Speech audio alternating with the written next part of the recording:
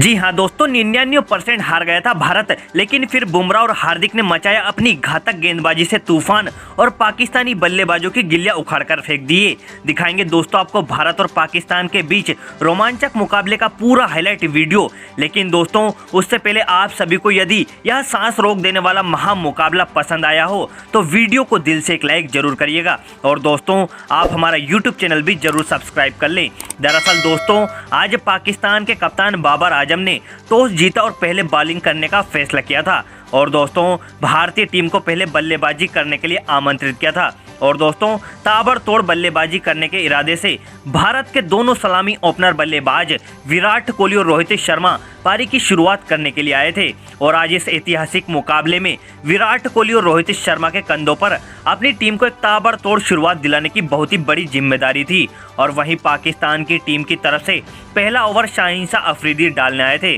और दोस्तों रोहित शर्मा ने शाहीन अफरीदी की तीसरी गेंद पर फ्लिप मारते हुए एक लंबा छक्का लगा दिया था और अपने इरादे पूरी तरह से स्पष्ट कर दिए थे कि आज हम मारधाड़ वाला क्रिकेट खेलने वाले हैं। लेकिन दोस्तों इसी बीच पारी का दूसरा ओवर डालने आए नसीम शाह ने विराट कोहली को तीसरी गेंद पर उस्मान खान के हाथों कैच आउट करा दिया था और उसके ही अगले ओवर में शाहीन शाह अफरीदी ने रोहित शर्मा को भी हारिस रऊफ के हाथों कैच आउट करा दिया था और दोस्तों 2 ओवर में 2 लगातार विकेट गिरने से भारतीय टीम काफी दबाव में आ चुकी थी और अब क्रीज पर 2 नए बल्लेबाज ऋषभ पंत और अक्षर पटेल भारत की डगमगाती हुई पारी को संभालने के लिए आए थे और दोस्तों आते ही अक्षर पटेल ने शाहीन शाह अफरीदी के ओवर में पहली ही गेंद पर चौका और दूसरी गेंद पर एक लंबा छक्का लगा दिया था और अपने इरादे पूरी तरह से स्पष्ट कर दिए थे। और दोस्तों पारी का छठा ओवर डालना है मोहम्मद आमिर के ओवर में भी पंत ने 2 शानदार चौके लगाते हुए भारतीय टीम के स्कोर को दोनों बल्लेबाजों ने 50 रनों तक पहुंचा दिया था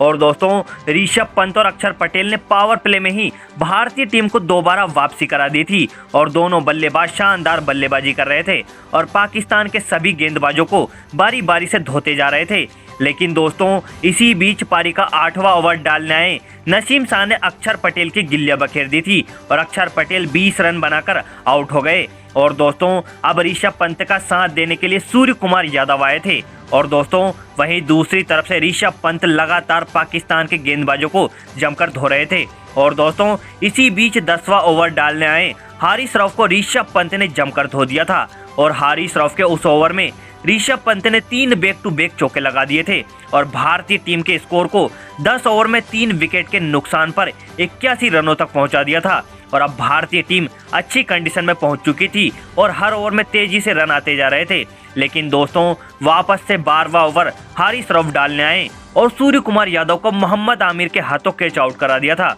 और दोस्तों सूर्य कुमार यादव के आउट होने के बाद शिवम दुबे बल्लेबाजी करने के लिए आए और दोस्तों आज शिवम दुबे भी कुछ ज़्यादा खास प्रदर्शन नहीं कर पाए और नसीम शाह ने शिवम दुबे को भी कॉटन बोल्ड आउट कर दिया था और दोस्तों अब भारतीय टीम की आधी बैटिंग लाइनअप वापस पवेलियन लौट चुकी थी और भारतीय टीम के बल्लेबाजों पर पाकिस्तानी गेंदबाज पूरी तरह से हावी हो चुके थे और दोस्तों इसी बीच 15वां ओवर मोहम्मद आमिर डालने आए और अपनी पहली ही गेंद पर मोहम्मद आमिर ने ऋषभ पंत को बाबर आजम के हाथों कैच आउट करा दिया था और दोस्तों पंत भी 31 गेंदों में 42 रन बनाकर चलते बने और दोस्तों पंत के आउट होने की अगली ही गेंद पर मोहम्मद आमिर ने रविंद्र जडेजा को भी शून्य पर ही इमाद वसीम के हाथों कैच आउट करा दिया था और भारतीय टीम की पूरी तरह से कमर तोड़कर रख दी थी और भारत ने 17 ओवर में मात्र 106 रन ही बनाए थे और अपने 7 बड़े विकेट खो दिए थे और दोस्तों इसी बीच पारी का 18वां ओवर हारिस रऊफ डालने आए थे और दोस्तों हारिस रऊफ ने अपनी चौथी गेंद पर हार्दिक पांड्या को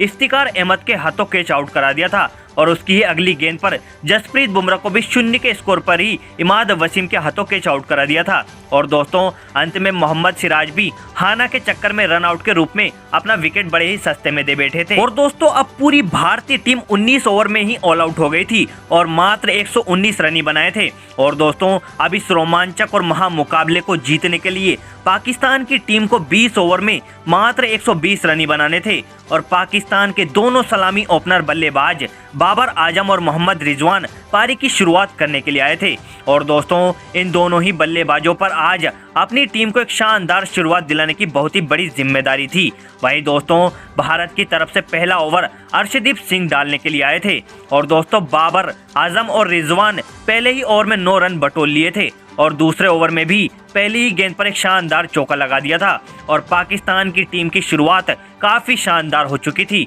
लेकिन दोस्तों इसी बीच पारी का 5वां ओवर डालने आए जसप्रीत बुमराह ने अपनी चौथी गेंद पर बाबर आजम को सूर्य कुमार यादव के हाथों कैच आउट करा दिया था। और दोस्तों भारतीय टीम को जसप्रीत बुमराह ने एक बहुत ही बड़ी सफलता दिला दी थी। और दोस्तों पाकिस्तान की टीम ने पावर प्ले के 6 ओवर में 1 विकेट के नुकसान पर 35 रन बना लिए थे। लेकिन दोस्तों भारतीय गेंदबाजों की घातक गेंदबाजी के चलते पाकिस्तान के बल्लेबाज ज़्यादा रन नहीं बना पा रहे थे। और इसी बीच पारी का 11वां ओवर अक्षर पटेल डालने आए और दोस्तों अक्षर पटेल ने अपनी पहली ही गेंद पर उस्मान खान को LPW आउट कर दिया था और भारतीय टीम को दूसरी बड़ी सफलता दिला दी थी। और अब भारतीय गेंदबाजों ने पाकिस्तान के बल्लेबाजों को 1-1 रन के लिए तरसा दिया था। और दोस्तों इसी बीच पारी का 13वां ओवर हार्दिक पांड्या डालने आए थे और दोस्तों हार्दिक पांड्या ने अपनी दूसरी ही गेंद पर फकर जमान को ऋषभ पंत के हाथों कैच आउट करा दिया था। लेकिन वहीं दूसरी तरफ से मोहम्मद रिजवान अपनी टीम के लिए लगातार रन बनाते जा रहे थे